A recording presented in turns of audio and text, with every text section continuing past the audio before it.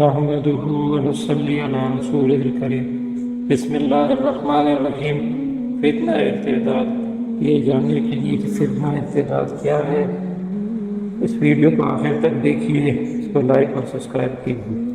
عام طور پر لوگ یہ خیال کرتے ہیں کہ حضرت صلی اللہ علیہ وسلم کی وفات کے بعد مدینہ، مکہ و طائف کے سوا تمام عرب ممالک ایسا مرتد ہو گئے کہ لوگ توحید کو چھوڑ کر شرک میں مبتلا ہو گئے اور اللہ کی جگہ بتوں کی پوجا کرنے لگے تھے۔ حالانکہ یہ سمجھنا سراسر غلط اور خلاف واقعہ ہے۔ بات یہ تھی کہ کذابین یعنی جھوٹے مدعیان نبوت بھی نماز وغیرہ عبادات کی منکر نہ تھے، اور اس ارتداد کفر و شرک کے لیے نہ تھا، بلکہ بعض ارکان اسلام بالخصوص زکوٰۃ سے لوگوں نے انکار کیا۔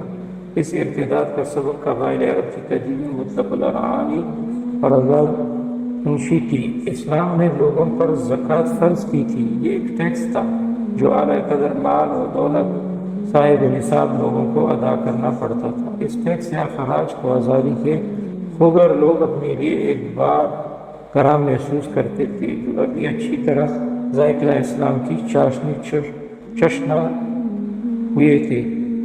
انہوں نے اس اسلامی خراج کی ادائیگی سے انکار کیا۔ باقی مذہب اسلام سے ان کو انکار نہ تھا۔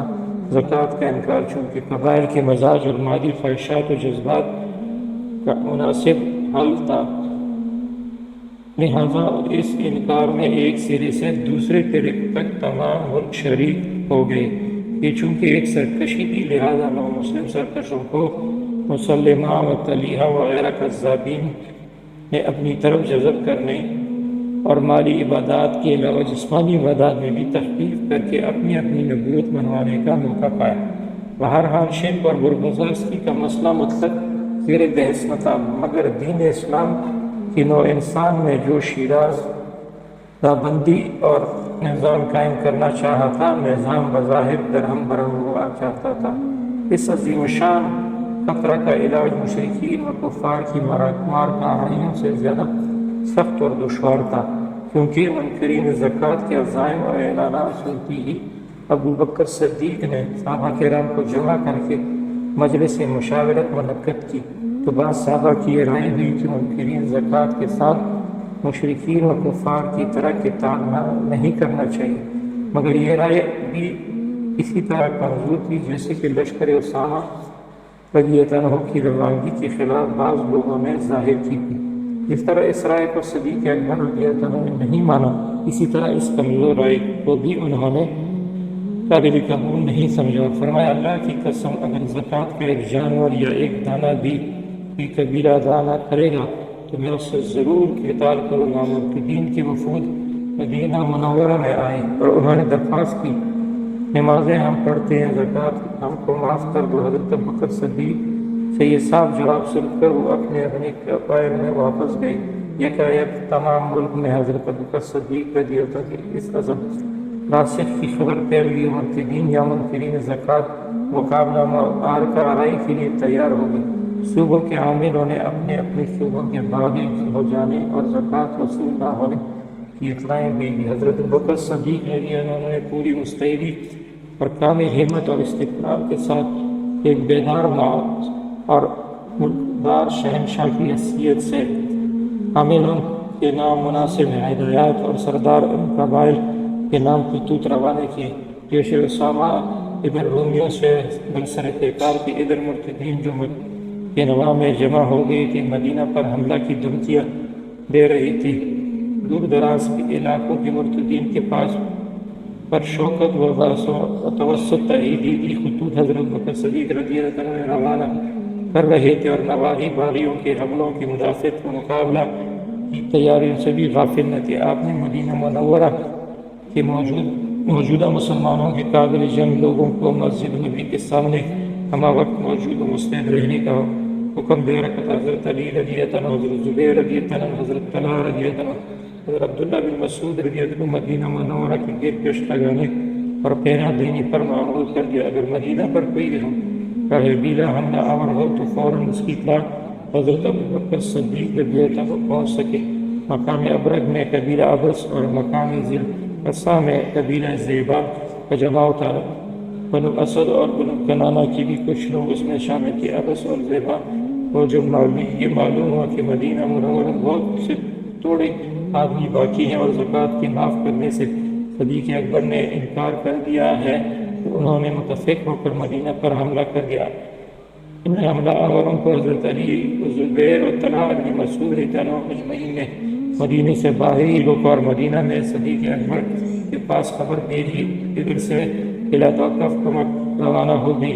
مسلمانوں نے ذی حسب تک ان کو پسا کر دیا اور وہ حزنیت کھا کر بھاگ نکلے، مگر دوسرے راستے سے دف اور قسم کے باجے بجاتے ہوئے لوٹے، جس سے مسلمانوں کے اونٹ ایسے بتکے اور ڈر کے بھاگے کہ مدینہ ہی میں آ کر دم لیا۔ یہ حالت دیکھ کر حضرت ابوبکر صدیق رضی اللہ عنہ مدینہ سے باہر نکلے اور دو لشکروں پر حملہ آور ہوئے۔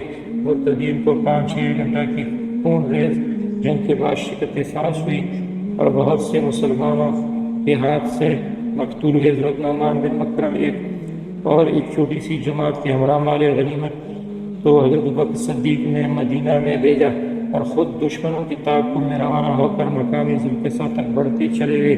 ادھر دشمنوں کی ایک جنگیت نے دھوکہ دے کر اور نظر بچا کر مدینے پر حملہ کر لیا۔ چند مسلمانوں کو شہید کر کے مال غنیمت واپس چھین کر چل دیے۔ جب ابوبکر صدیق واپس لوٹے اور یہ حال سنا تو بہت رنجیدہ قسم کھائی کہ جس قدر مسلمان مرتدین کے ہاتھ سے شہید ہوئے، جب تک اتنی ہی مرتدین کو قتل نہ کر لوں گا چین سے نہ بیٹھوں گا۔ حضرت آپ اسی عزم و تحیہ میں تھے کہ حضرت اسامہ مال غنیمت مدینہ میں داخل۔ آپ نے اسامہ اور ان کے لشکر کو تو مدینہ میں چھوڑا کہ وہ اور ان کے لشکر جو سفر سے تھکا ہوا آیا تھا مدینہ میں آرام کرے، خود مدینہ کے مسلمانوں کی مختصر جنگیت لے کر ذی حسب اور ذی قصہ کی طرف عروج کیا۔ مقام ابرک میں ابس و زیبان و ابوبکر اور سالمہ بن سعد وغیرہ قبائل برسر مقابلہ ہوئے۔ نہایت سخت لڑائی ہوئی، انجام کار مرتدین شکست یاب ہو کر فرار ہوئے۔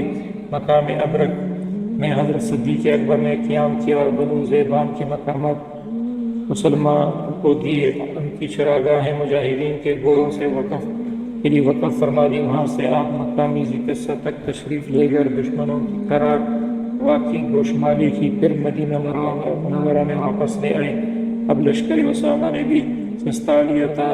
ملک عرب میں حضرت ابوبکر صدیق رضی اللہ عنہ جن لوگوں سے مقابلہ درپیش تھا ان کی دو قسمیں کی۔ اول وہ لوگ جو نجد و یمن اور حضرموت وغیرہ کے طرف مسلمات علیہ و سجاد وغیرہ جن کے مدعیان نبوت کے ساتھ متفق ہو گئے، ان لوگوں سے لڑنے یا قتال کرنے میں کسی صحابی کو اختلاف نہ تھا۔ دوسرے وہ قبائل جو زکوٰۃ کے ادا کرنے سے انکار کرتے تھے، ان سے قتال کرنے کو بعض صحابہ نے نامناسب خیال کیا تھا، لیکن حضرت ابوبکر صدیق رضی اللہ عنہ کے ظاہر رائے کے بعد سب صحابی ان کی رائے سے متفق ہو گئے۔ ان دونوں قسم کے لوگوں میں کچھ فرق تو ضرور تھا، لیکن مسلمانوں نے جب کہ دونوں کے مقابلہ کو یکساں ضروری قرار دیا تو پھر ان دونوں میں کوئی فرق و امتیاز باقی نہ رہا تھا۔ اور حقیقت بھی یہی تھی کہ دونوں گروہ دنیا کی طلبی و مادیت کے ایک ہی سیلاب میں بہہ گئے، جن کو صدیق تدبیر و روحانیت نے غرق ہونے سے بچا لیا